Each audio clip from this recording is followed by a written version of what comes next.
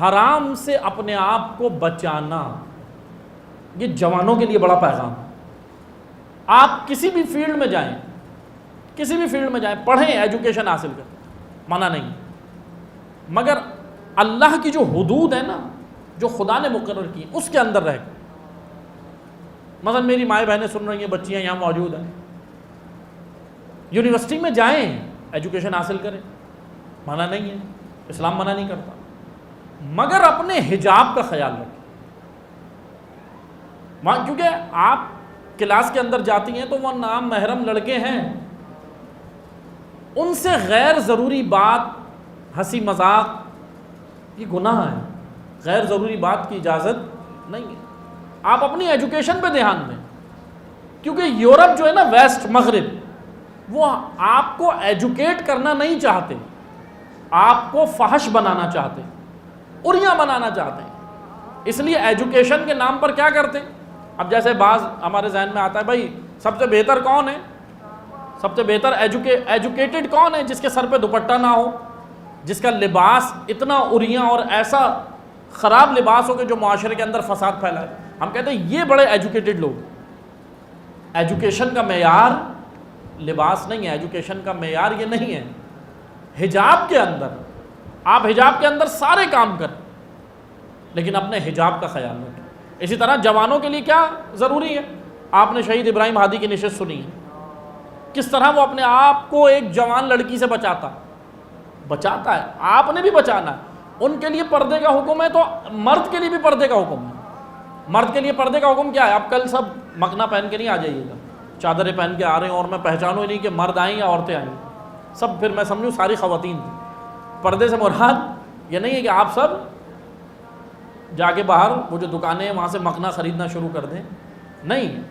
آپ کو دیکھیں، خواتین کے لیے اللہ تعالیٰ نے حکم دیا نا کہ آپ کو لباس کیسا پہننا ہے، کیا چیز ڈھانپنی ہے۔ اسی طرح آپ کے لیے سب سے بہترین کیا چیز ہے؟ مرد کے لیے نگاہ کا پردہ۔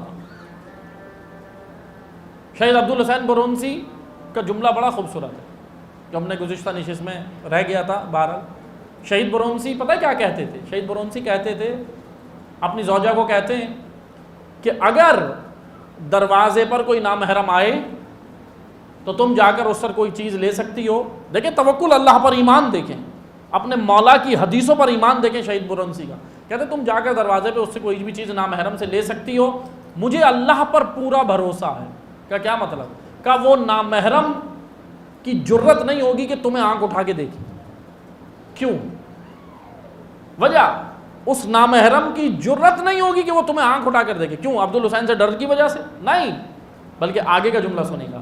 شہید برونسی کہتے ہیں اس نامحرم کی جرت نہیں ہوگی کہ وہ تمہیں آنکھ اٹھا کر دیکھے، اس وجہ سے کیونکہ آج تک میں نے، تمہارے شوہر نے کسی نامحرم کو آنکھ اٹھا کے نہیں دیکھا۔ جب ہم کسی کی بہن بیٹی کو آنکھیں بھر بھر کے، آنکھیں اٹھا کے دیکھیں گے تو وہ ہمارے گھر بھی یہ چیزیں آئیں گی۔ مولا علی فرماتے ہیں، مولا علی کی حدیث ہے، زنا پلٹ کر گھر آتا ہے۔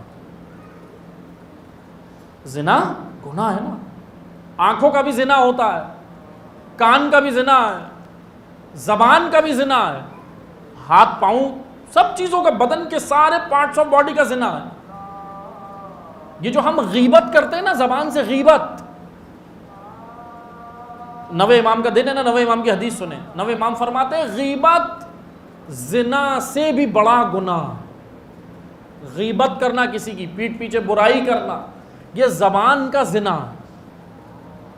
نامحرم کو دیکھنا، اب ہاں چلتے ہوئے آپ کی نگاہ پڑ گئی وہ ایک الگ چیز ہے، مگر نگاہ کے بعد پھر اس کے بعد اس نیت سے دیکھنا، شہوت والی نیت سے، لذت والی نیت سے دیکھنا، آنکھ کا زنا۔ اور مولا علی کہہ رہے ہیں یہ زنا پلٹ کر تمہارے گھر پہ آئے گا۔